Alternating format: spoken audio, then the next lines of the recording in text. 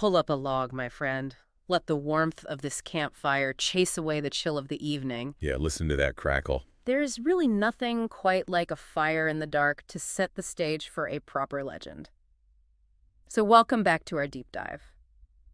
Tonight we're doing something a little different. We really are. We have the actual player notes, the DM's campaign guides, and these tattered lore chronicles of the Far Battle campaigns spread out right in front of us. And our mission today is to unearth the truth hidden within this massive Apocalypse Beckons storyline. Right. We're charting a course straight toward the surreal, deadly chaos of Scene 22 at Port Zarford. But before we get to the flying paint bears and dimensional rifts... Which is a wild sequence. Oh, completely. But we need to understand the board first. What kind of world are you stepping into here? It's a remarkably dark and sweeping canvas, honestly. Yeah. I mean, imagine the mood of this setting you've just walked into. The chronicles reveal that the Great War has finally ended, but, peace is a complete illusion. The apocalypse is actively beckoning. Yeah. And here's the real tragedy of this era. The strongest heroes, the grand champions of the realm, the people you typically rely on to save the day. They all perished on the front lines, fighting back the initial waves of darkness. So the A-team is just gone. Exactly. The A-team is wiped out. What's left behind are the remnants. We're talking mismatched patrols, ordinary soldiers, and unlikely wanderers who suddenly find the crushing, unfathomable burden of the world's survival dropped squarely onto their shoulders. They are the underdogs who never asked for this responsibility. And what a wildly mismatched patrol this specific band of heroes turned out to be. Going through the campaign notes, their character sheets tell such a compelling story about who they are. You've got Bip, a nimble halfling rogue who seems to view every geopolitical crisis as a potential looting opportunity. Priorities, right? Right. Then there's Welsies, a stalwart dwarven paladin, just an unwavering vanguard of righteous fury. You throw in a Tenemus, a silver-tongued half-elf warlock who is tethered to a very questionable dark patron. And rounding them out is Aaron, a human ranger who charges into battle wielding a short sword, a bow, and, for reasons I am still trying to figure out, a set of bagpipes. The bagpipes definitely add a unique, terrifying acoustic element to their skirmishes. But they're an unforgettable fellowship because they were forged in pure desperation. Legend tells that their very first test together was against dragon cultists in this desolate, unforgiving wasteland. It was a chaotic skirmish they barely survived. Yeah, but the moment that truly bonded them, the incident that told them they were a team, was when the earth itself seemed to rebel. The cultists triggered this impossible, surging wave of solid dirt right at them. A literal tidal wave of soil. Yes. And instead of running away to save themselves, they shared this moment of collective madness. They linked up and leaped together, miraculously clearing the wave. It was a baptism by earth, so to speak. That leap really cemented their bond. But looking at the lore, their true burden, the real anchor of this entire campaign, began during their desperate escape from Duskmere. As they fought their way to an evacuation portal out of that falling, dragon-infested city, they were physically marked. The schmooze. The schmooze. The DM notes describe it as this ominous, glowing purple schmooze that adhered directly to their skin. It wasn't just some sticky magic, it was a metaphysical brand. It marked them as pawns in something called the Prophecy of the Shattered Veil. What's fascinating here is the chilling truth they recently uncovered about that very prophecy. For months of the campaign, they labored under the belief that the prophecy's demand for a willing sacrifice was meant to be a heroic act. They thought it was a magical seal to lock away the world's doom. Right. But in the skeletal ruins of Duskmere, a ghostly apparition revealed a totally twisted reality. That willing sacrifice isn't a lock, it is a key. So wait, the characters realize that if they sacrifice themselves like good little heroes, they aren't saving the world. Precisely. It flips the classic savior trope completely on its head. Usually, heroes martyr themselves to save the realm. Here, their martyrdom is the exact mechanism meant to open the gate of the bound and release a greater demon named Gormak into the material plane. That is such a brutal psychological weight to drop on a party, and Gormak isn't just chilling in the void waiting patiently, right?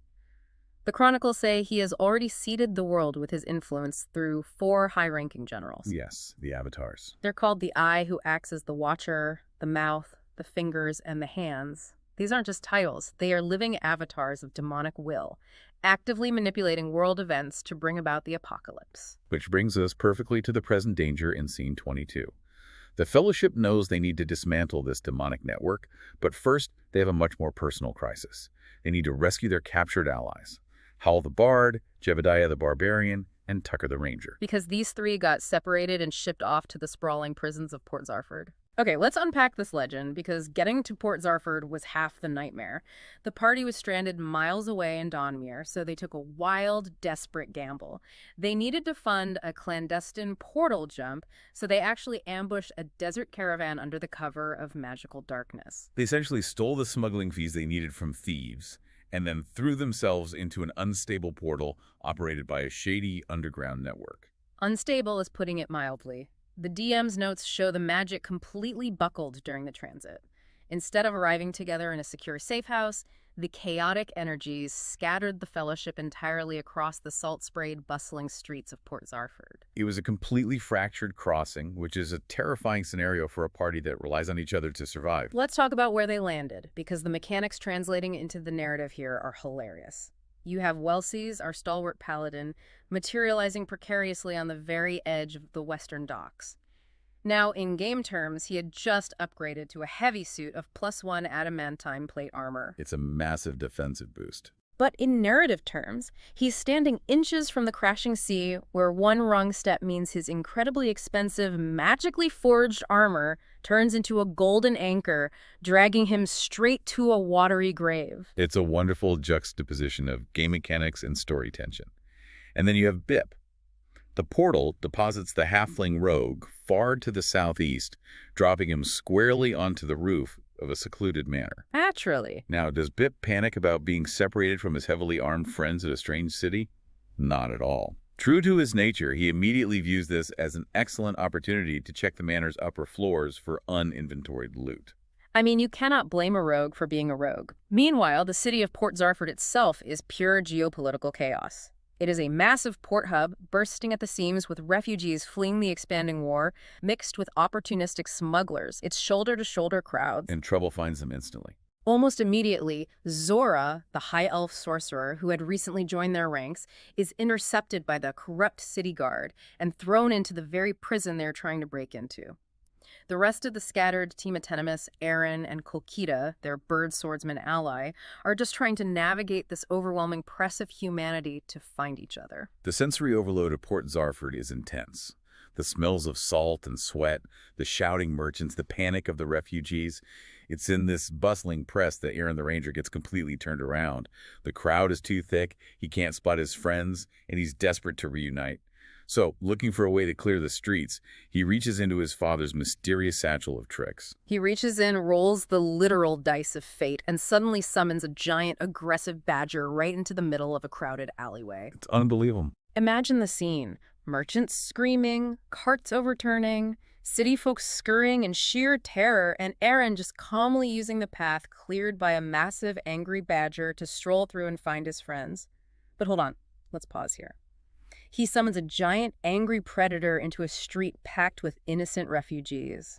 That sounds incredibly reckless for a supposed hero, doesn't it? It's wildly reckless. Yeah.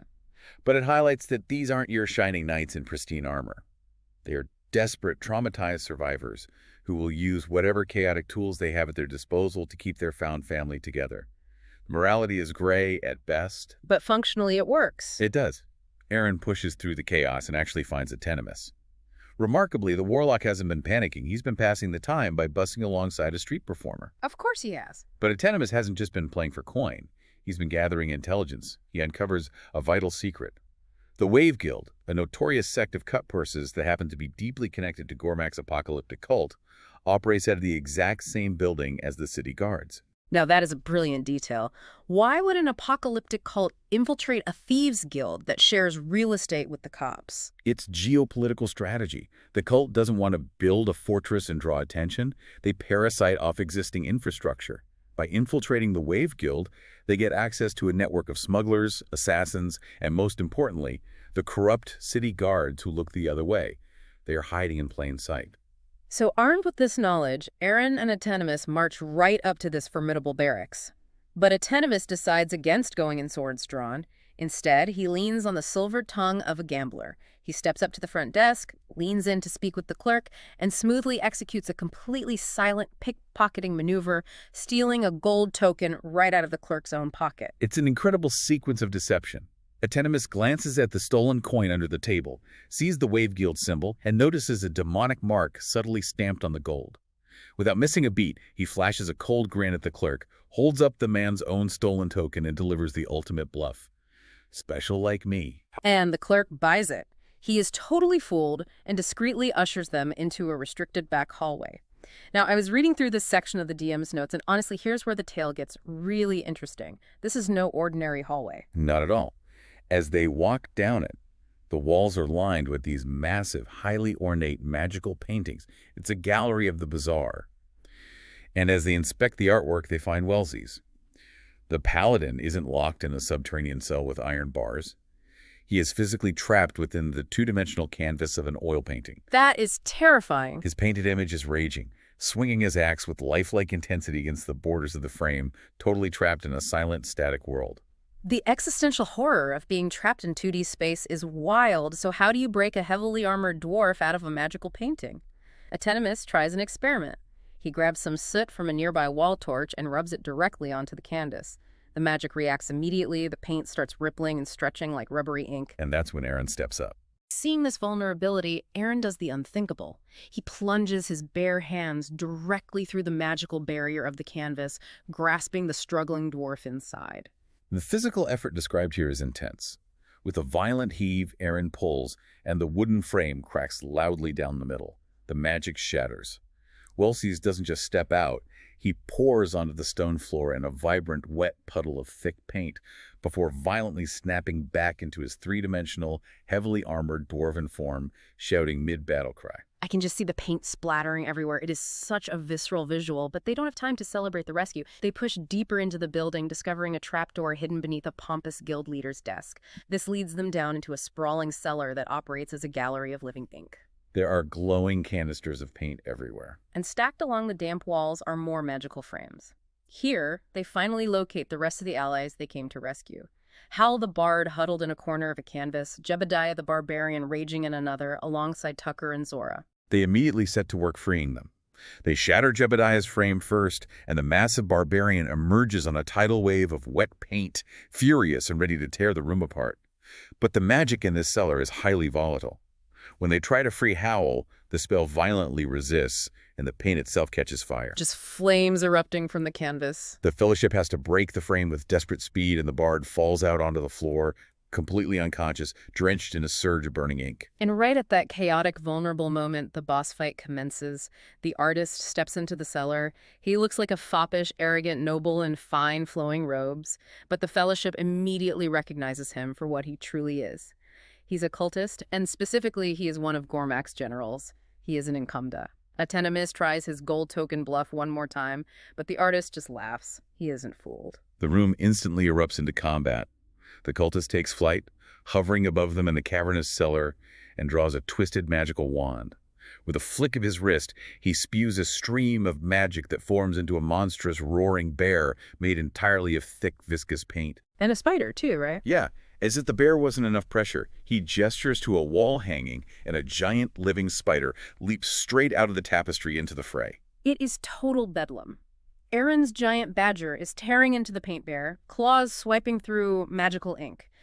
Atenemus, sensing the overwhelming dark power radiating from this general, reaches out to his patron and actually summons a literal demon into the cellar clearing to fight for them. Which, by the way, fighting demonic cultists by summoning your own demon seems like a risky fighting fire with fire strategy. It's incredibly risky, and it highlights Atenemus's morally ambiguous nature. But the true star of this first combat phase is Wellesley's. Fueled by righteous, divine wrath, the dwarf charges the floating cultist and delivers a staggering smite. In the game notes, this is recorded as an unbelievable 110 points of damage in a single strike. Narratively, imagine the sheer force of divine energy channeling through that dwarf's axe, physically shattering the air around the cultist. Hitting for that much damage should obliterate anything. You'd think so. But if we connect this to the bigger picture, you have to realize the sheer unnatural power of Gormak's generals. Even after taking that massive blow, the hand doesn't fall. Instead, he enacts a desperate reality-bending retaliation. The cultist unleashes a wave of magic that turns the very stone floor beneath their feet into liquid ink. The entire Fellowship drops straight through the floor and plunges into a different dimension. They drop right into the canvas realm. It's described as a world rendered entirely in bright, swirling, disorienting colors. They're fighting inside a painting. The struggle in this dimension is grueling. It is a battle of endurance and sanity against an environment that disobeys the laws of physics. They fight tooth and nail until Wellesley manages to land another heavy blow that shatters the dimensional magic itself, dropping them all unceremoniously back onto the hard cellar floor. They're back in the real world, but the battle is still not over. Phase 2 begins immediately. As the exhausted heroes catch their breath, wiping ink from their eyes, a colossal puddle of paint begins to rise in the dead center of the room. It forms into the massive upper half of a giant cultist, complete with terrifying, needle-long arms that scrape against the ceiling. This thing sounds like a nightmare. And it's not just physical damage they have to worry about. As the Colossus rises, glowing runes etch themselves violently into the floorboards. The notes describe this as searing the entire party with agonizing psychic damage.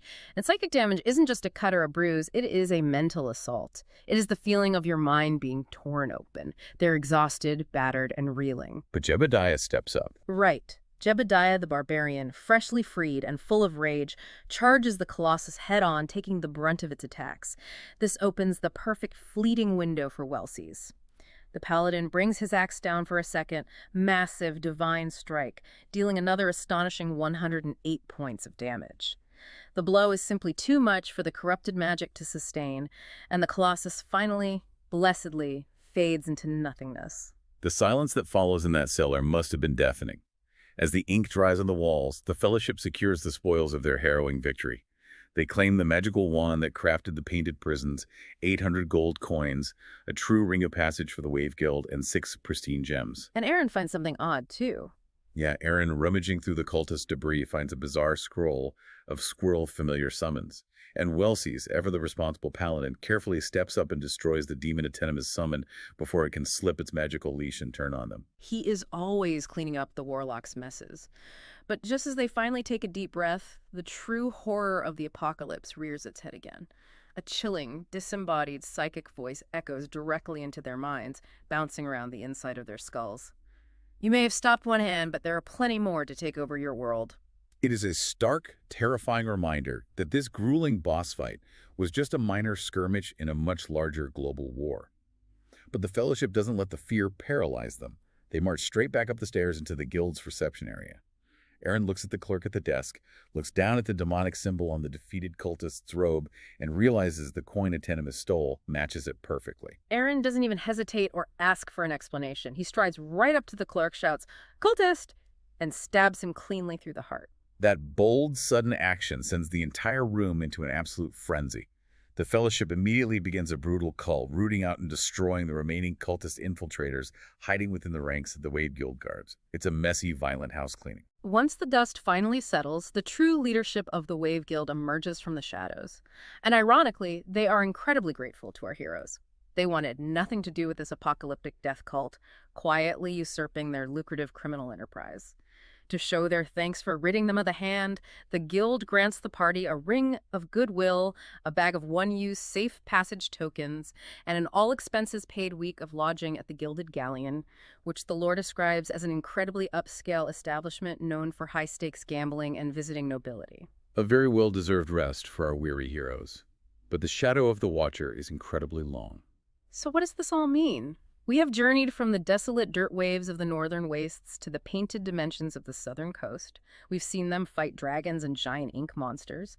Why does this legend resonate so strongly when we read through these notes? I think it speaks directly to you, listening by the fire. It's a testament to how fate and prophecy rarely choose perfect, shining knights with flawless morals.